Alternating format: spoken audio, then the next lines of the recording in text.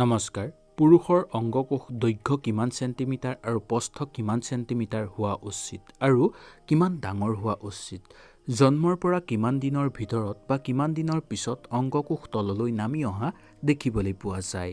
এই সকলোবোৰ কথা আমি এই ভিডিঅ'টোৰ যোগেদি আলোচনা কৰিম আজি। যদি ভিডিঅ'টো ভাল লাগে আপোনালোকে লাইক এটা কৰিব আৰু আপোনালোকৰ বন্ধুবৰ্গৰ লগত শ্বেয়াৰ কৰি তেওঁলোককো এই কথাখিনি জানিবলৈ সুবিধাটো দিব। পুলিংগৰ তলৰ ফালে ছালৰ মোনা এটা ওলমি থকা দেখিবলৈ পোৱা যায়। ইয়াক অণ্ডকোষ বোলা হয়। চেঁচা লাগিলে অণ্ডকোষৰ ছাল কোচ খায় আৰু গৰম লাগিলে স্বাভাৱিক অৱস্থাত থাকে। অণ্ডকোষৰ ভিতৰত কণী বা আলুগুটিৰ আকৃতিৰ দুটা মাংসগোষ্ঠী দেখিবলৈ পোৱা যায়। এই মাংসগোষ্ঠীৰ নাম হ'ল অণ্ড। যৌৱনকালত স্বাভাৱিক অৱস্থাত ইয়াৰ দৈৰ্ঘ্য ৩.৭ চেণ্টিমিটাৰ আৰু প্ৰস্থ প্ৰায় ২.৫ চেণ্টিমিটাৰ আকাৰৰ হয়।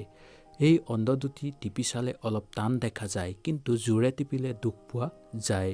অণ্ডকোষৰ অৱস্থাভেদে অণ্ড দুটি কেতিয়াবা তললৈ নামি আহে আৰু কেতিয়াবা ওপৰলৈ উঠি আহে। কেতিয়াবা আকাৰ সৰু দেখিবলৈ পোৱা যায় আৰু কেতিয়াবা আকাৰ ডাঙৰ দেখিবলৈ পোৱা যায়। আচলতে অণ্ড দুটি নাবাঢ়ে আৰু নকমে। অৱশ্যে শৰীৰৰ গঠন বঢ়াৰ লগে লগে ইয়াৰ আকাৰো বাঢ়ে। গৰ্ভস্থৰ সন্তানৰ ৮ মাহৰ পিছত অণ্ড দুটি পেটৰ ভিতৰৰ পৰাই অণ্ডকোষলৈ নামি আহে। অৱশ্যে কোনো কোনো সন্তানৰ অণ্ডকোষৰ দুটি অণ্ডকোষলৈ বহুদিনলৈ নামি নাহে।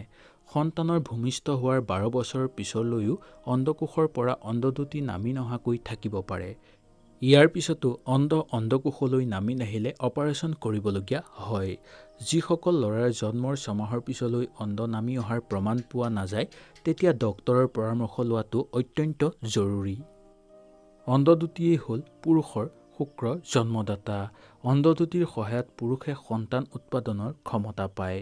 গৰু ছাগলীৰ নিচিনা পুৰুষৰ অণ্ড দুটি যদি কাটি পেলোৱা যায়, তেনেহ'লে পুৰুষ নপুংসক হ'ব। কোনো কোনো লোকৰ দেখিবলৈ পোৱা যায় যে এটি অণ্ড আকস্মিকভাৱে বাঢ়িবলৈ বা ডাঙৰ হ'বলৈ ধৰে।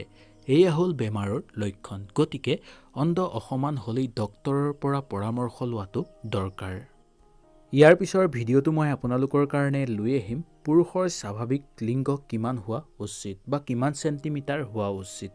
এই ভিডিঅ'টো যদি আপোনালোকে জানিব বিচাৰে, তেনেহ'লে আপোনালোকে মোক তলত কমেণ্ট কৰি জনাবলৈ একেবাৰে নাপাহৰিব। যদি কমেণ্ট কৰে তেতিয়াহে মই এই ভিডিঅ'টো লৈ আহিম, নহ'লে ইয়াৰ পিছৰ বেলেগ ভিডিঅ' এটা মই লৈ আহিবলৈ চেষ্টা কৰিম। তেতিয়াহ'লে আজিলৈ আপোনালোকৰ ওচৰৰ পৰা বিদায় লৈছোঁ। নমস্কাৰ।